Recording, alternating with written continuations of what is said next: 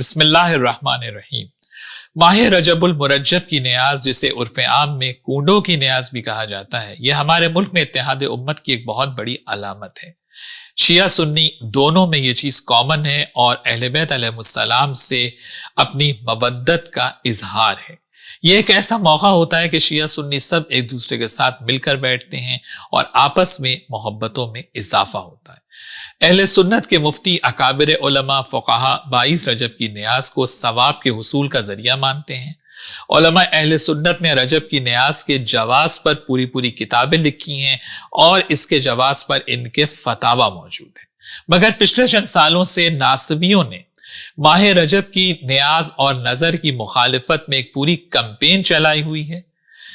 دیکھیے، اگر ہمارا کوئی اہل حدیث یا دیوبندی بھائی نظر نہیں کھاتا تو ہمیں اس سے کوئی مسئلہ نہیں ہے، مگر ان فقہی اختلافات کو بیس بنا کر جو یہ 22 رجب کی نیاز کی مخالفت مسلسل ہو رہی ہے، یہ ناصبیت ہے اور شیعہ سنی میں نفرتیں پھیلانے کی ایک سازش ہے۔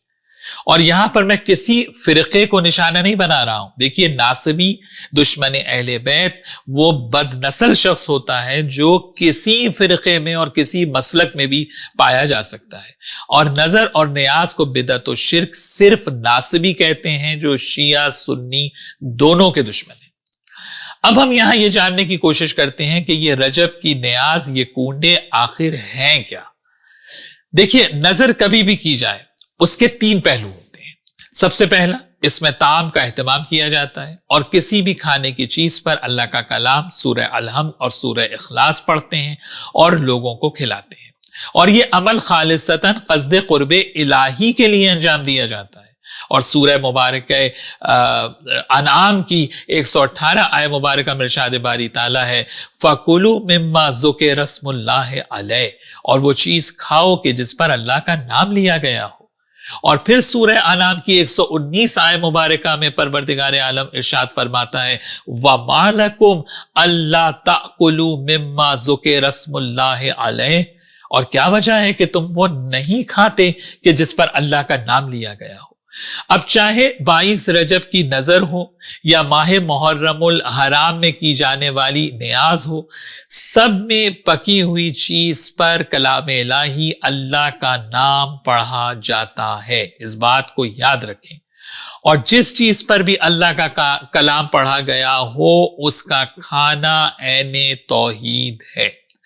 اور نیاز پکانے کے لیے جو جانور ذبح کیے جاتے ہیں وہ بھی اللہ کا نام لے کر ذبح کیے جاتے ہیں۔ کیا غیر اللہ کا نام لے کے بھی جانور ذبح کرنے کا کوئی تصور موجود ہوگا آج؟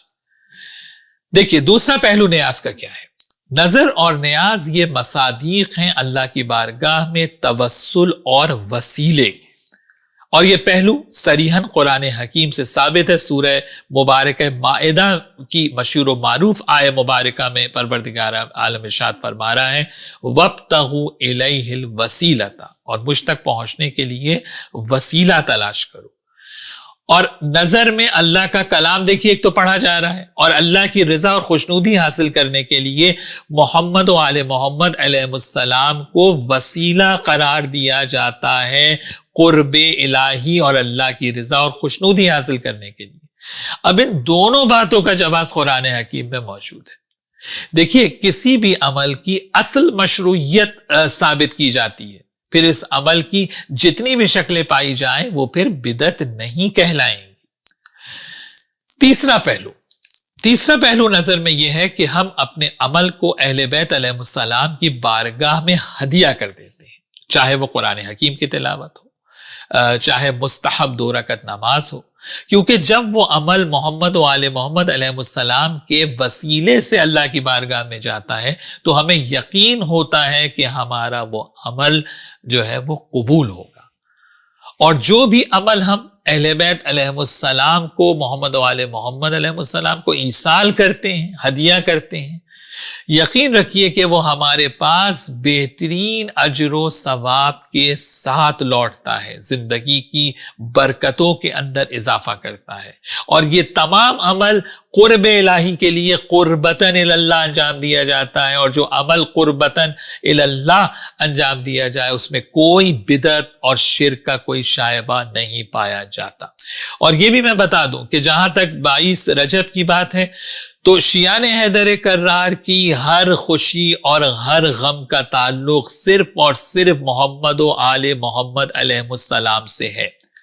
ہم محمد و آل محمد علیہ السلام کے علاوہ اور کسی نسبت کو کوئی اہمیت نہیں دیتے، اس بات کو اپنے ذہن میں یاد رکھے ہر کوئی۔